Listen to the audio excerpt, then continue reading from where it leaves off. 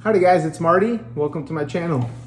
I got a brand new video for you guys today on the HP VICTUS 16.1. There is the specs. Might be hard to read. I'll take a picture of it and crop it out so you guys can look at it a little better, but at least here on the box right away it says Intel Core i5 11400H processor, 256 gigabyte solid state drive, 8 gigabytes of SODIMM DDR4 RAM, 16.1 IPS, what I said already, at 250 nits. Seems kind of dim. I mean, that's pretty low, but we'll see how it looks. And then RTX 3050, 4 gigabytes. And then it is a 4-cell 70 watt-hour battery, which for something like an i5, the 70 watt hours should be good enough to get, I would think, at least 6 to 7 hours on, you know, if you're doing some browsing on the web. Little YouTube is, I would say, is about standard on something like this. So let's slice her open and see what we got going on in here. And paperwork, power brick. Okay, perfect. First, let's look at the power brick. It's actually pretty standard to what it is. So it's about, you know, my palm, my whole hand. And this is a 200 watt. So I don't know if that's gonna take away because you want something more portable, but you know, that's a standard carry for any gaming computer. You're gonna have a bigger brick because you need all that juice for gaming. You got your power cord. They'll connect to that bad boy.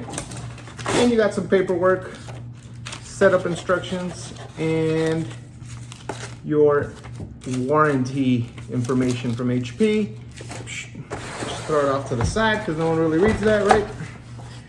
And, oh wow. So, first time I see something come like this in cardboard like that. It's not the greatest opening premium experience in opening a computer, but it is a budget option, correct? So let's see what we got going on in here. First, I will say though about this bad boy, I do love that blue color that this has.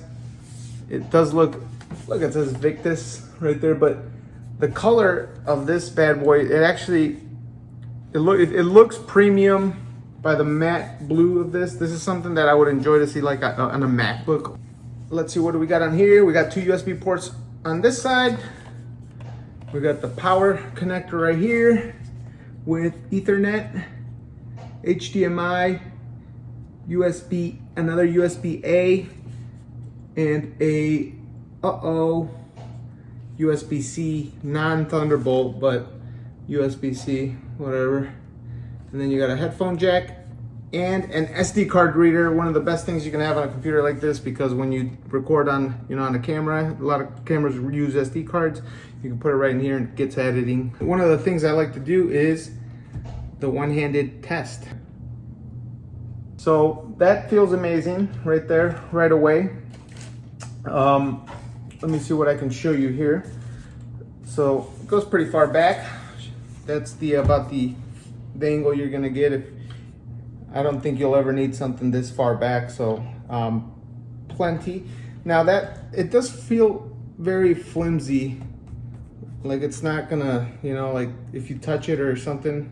I mean, many people might not care about that.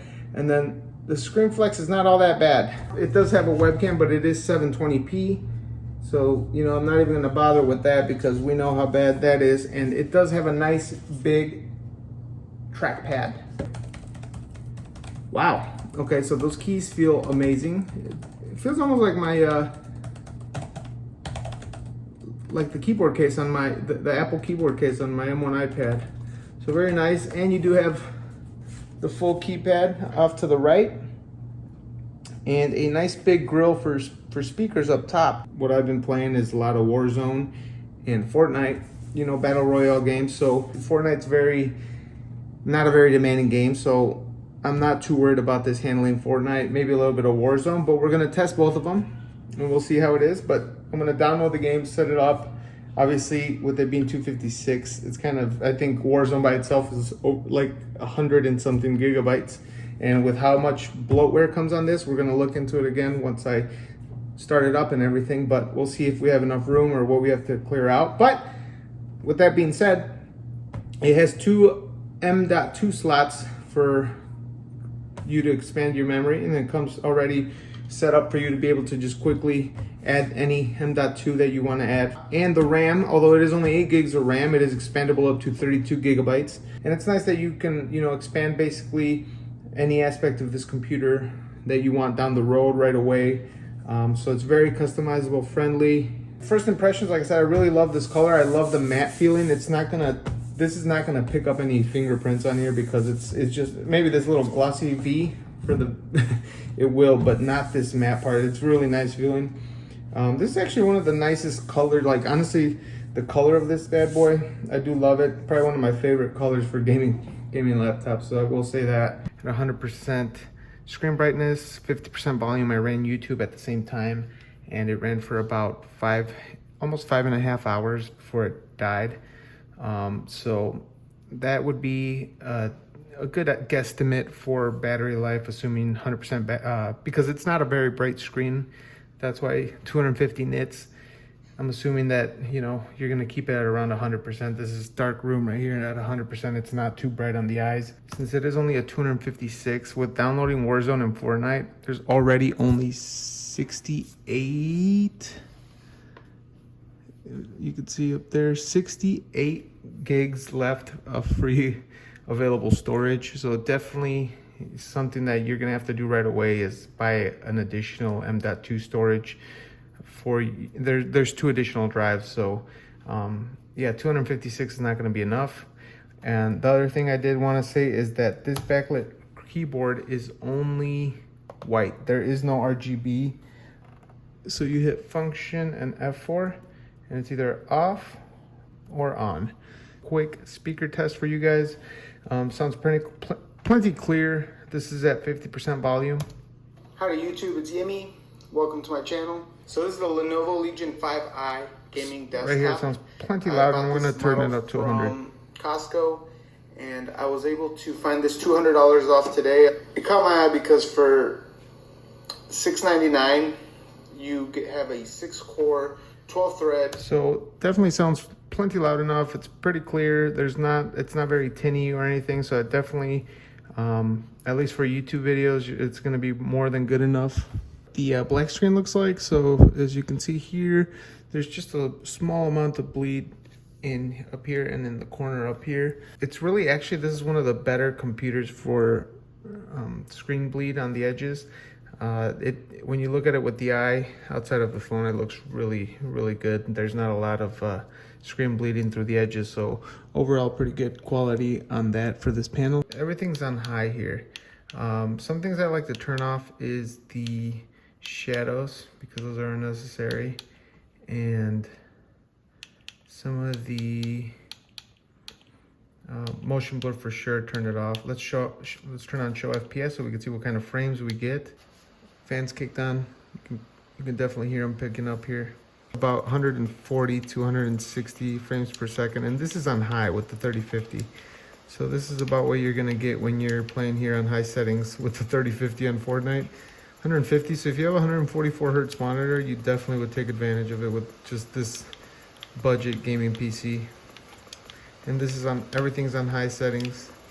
Turning off shadows. Hitting a constant 140 FPS. So, well, right now it's dipping to 100, 110, 120, but wow, this looks really smooth.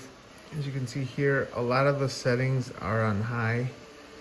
I'll just walk you guys through what my settings are, but most of them are all on high and enabling. I just turned off the shadows, or not the shadows. I turned down some of the motion blur because it's not, for competitive shooters like this, it's something you want to keep off. But other than that, everything else is turned on. And FPS counter is going to be up here on the left. The GPU is currently at 66 degrees. And it's actually running pretty loud already, just being in the menu here. 40 FPS just while being on the chopper here. And this is at high settings, with some settings being turned off, of course. But Let's see. Volume on the computer's at 30 and you can still hear the fans overpowering it. Obviously if you're playing with a gaming headset, that's not going to be a big deal. Let's go.